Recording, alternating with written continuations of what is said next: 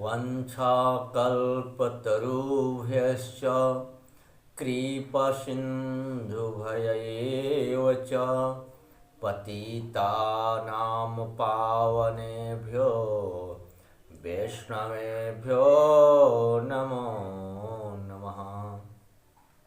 क्या हुआ? महाप्रतापी सिंधु पुत्र शिव जी से युद्ध करने के लिए निकला। उसके आगे महर्षि शुक्राचार्य और क्षीण शिर राहु हुआ। फिर तो उसी समय जलंधर का मुकुट खिसक कर और धरती पर गिर पड़ा।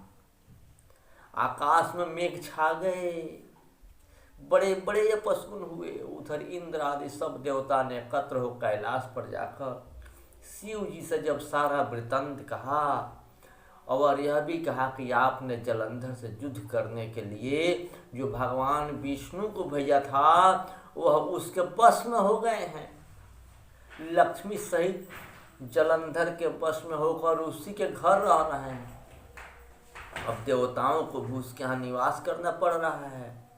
अब वह सागर पुत्र आपसे युद्ध करने को आ रहा है, आप उसे मार कर और हमारी रक्षा कीजिए, उसका वध करके और हमारी रक्षा कीजिए। देवताओं से यह सब कुछ सुनकर शंकर जी ने भगवान विष्णु से पूछा, हे ऋषिकेश, युद्ध में आपने जलंधर का संहार क्यों किया और वैकुंठ को छोड़कर आप उसके घर कैसे चले गए? तब भगवान विष्णु ने हाथ जोड़कर और शिव जी से कहा, उसे आपका अंशी या लक्ष्मी जी का भाई होने के कारण नहीं मारा। वह बड़ा ही वीर, वह देवताओं से अजेय था, देवता लोग उसको जीत नहीं सकते हैं। मैं सत्य कहता हूँ कि उसे कोई भी नहीं मार सकता। इस पर लक्ष्मी ने मुग्ध होकर मैंने स्वयं उसके घर में रहने का वर दे दिया, इसलिए मैं उसके घर में रहता हूँ। हे सूर्यवर्ज विष्णु, आप यह क्या कहते हैं?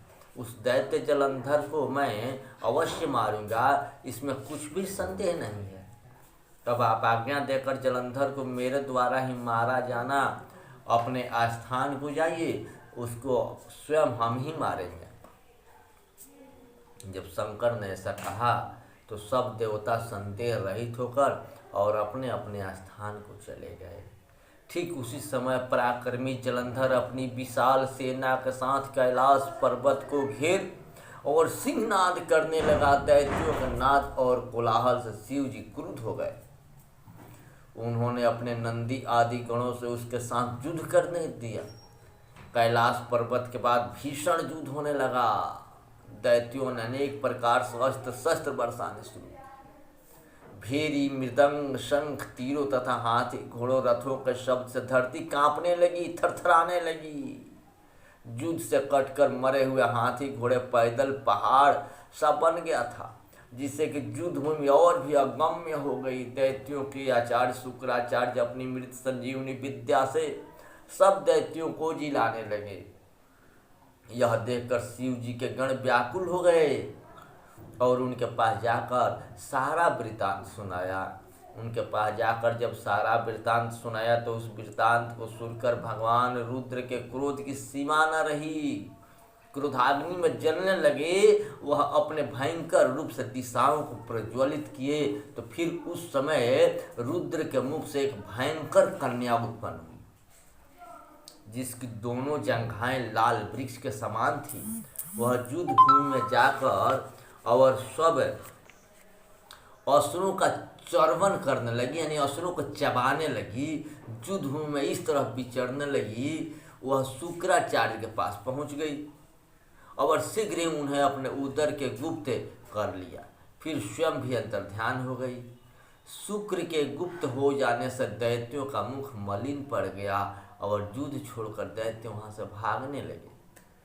इस पर अनेक शुंभ निशुंभ काल नेमी आदि सेनापतियों ने अपने भागते हुए वीरों को रोककर और शिव गणों पर बड़ा कठिन प्रहार किया। ऐसा ही शिव जी के नंदी आदि वीर गणों ने, जिनमें गणेश और स्वामी कार्तिकेय भी थे, अपने गणों को रोककर दैत्यों के साथ भीषण युद्ध करना आरंभ कर दिए। उस समय शिव जी के गण प्रबल थे।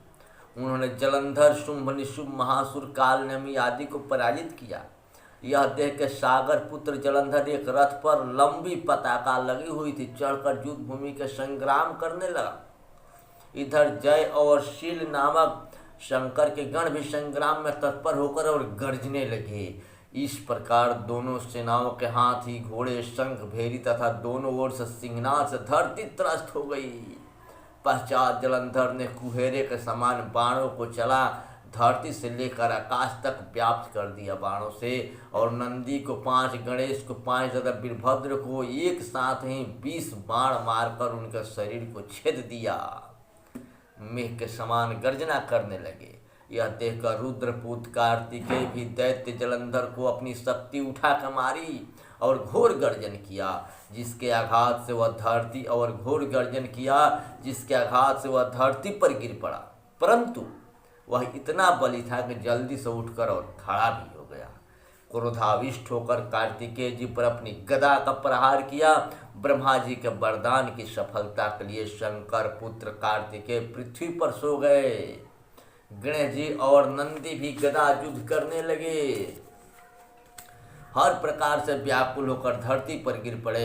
वीरभद्र पर परिधि का प्रहार किया जिससे वीरभद्र का सिर फट गया और रक्त बहने लगा। वह व्याकुल होकर धाराशायी हो गए। उनको धरती पर गिरा देख शंकर जी के गण चिल्लाते हुए युद्ध भूमि छोड़कर और बड़े वेग से भाग निकले।